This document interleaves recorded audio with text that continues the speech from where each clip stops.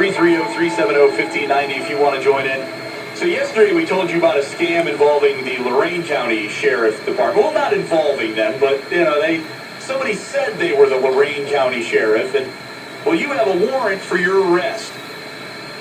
And we'll clear it for the low, low price of $5,000 of prepaid gift cards. And remember what I said on the show yesterday? I said if you ever get that phone call, you're going to know that it's not the Summit County Sheriff, because the Summit County Sheriff has a very distinctive voice. Case in point, hello, Sheriff Steve Berry. Good to see you. Good morning, Jason. Hi, Bobby. Nobody can get that low, I don't think.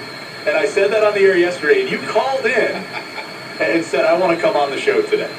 Yeah. We have a lot of schemes going, especially at the holiday times.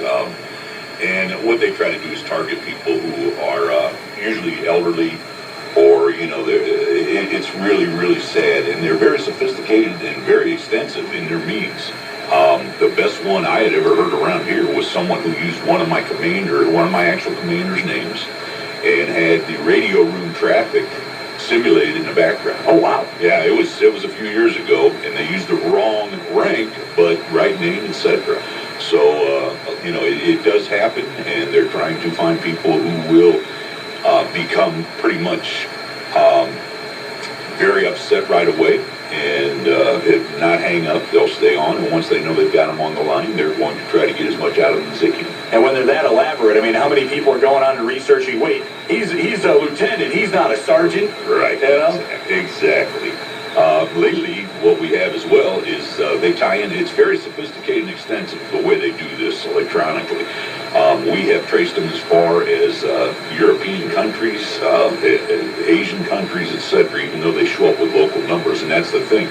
You will have someone who lives in Akron, let's say, and a phone number on their caller ID will show up maybe a 330-733-253, an Akron extension or an Akron phone number. So they think it is local, they think it's legit, and the person will usually start out sounding very legitimate. Lately, as well, as I was saying, they will try to get you to say yes. And what they start out usually saying is their name. Sometimes it will come on that the call is recorded right away. And the person will come on and say, for quality assurance, you're being recorded because I'm Sally from customer service, warranty department, different things. It doesn't matter. And can you hear me okay?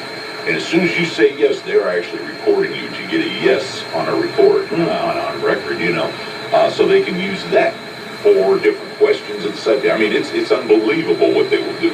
So my best piece of advice is when they say, can you hear me okay, say, who are you calling from, something, do not say yes.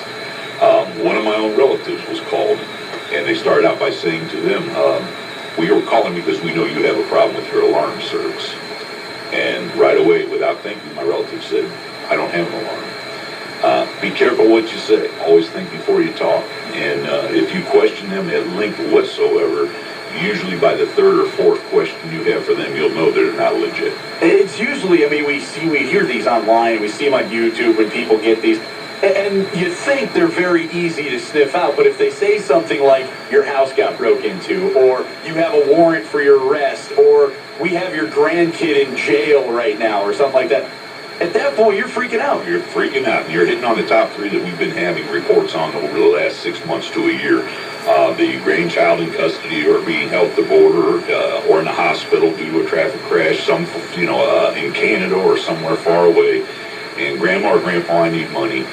Check and make sure, first of all, that your grandchild is that location, that your grandchild, we've had many grandparents call their son or daughter and say, is my grandson or daughter away? And they'd say, no, they're right here talking to us, watching TV.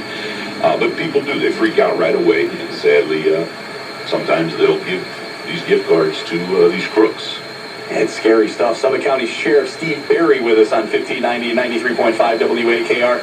Once somebody gets scammed like that, how hard is it for you guys to try to investigate that and try to help that person? Yeah, it's almost impossible.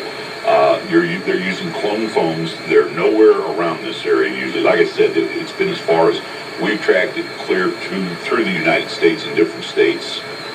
We've worked with other police agencies, other law enforcement agencies across the United States. Usually it is a post office box number or a vacant residence, something of this to this effect. And we've also tracked it as far as Asia, Europe, etc. So you just never know where exactly it's going to end up. So it happens fast. Oh yeah, it happens very fast. So once this happens, I mean, their money's gone, and what do you tell them? Hey, file a report. What do you do? That's what we tell them, and hopefully, they can work on some means of either rectifying it with the bank or whatever. But usually, like you say, it's gift cards that there's just no way they're not going to get their money back. I keep trying to drive that point home. Don't use gift cards for anything except gifts ever. Right. And the other thing during the holidays is if you get a call and you are talking to these people and they say, if you want to verify who I am, call back this number. Don't rely on a number they give you. They're the bad guy. They're the ones giving you a number that they're going to have another bad person, male or female, answer and sound sweet and innocent and completely legit.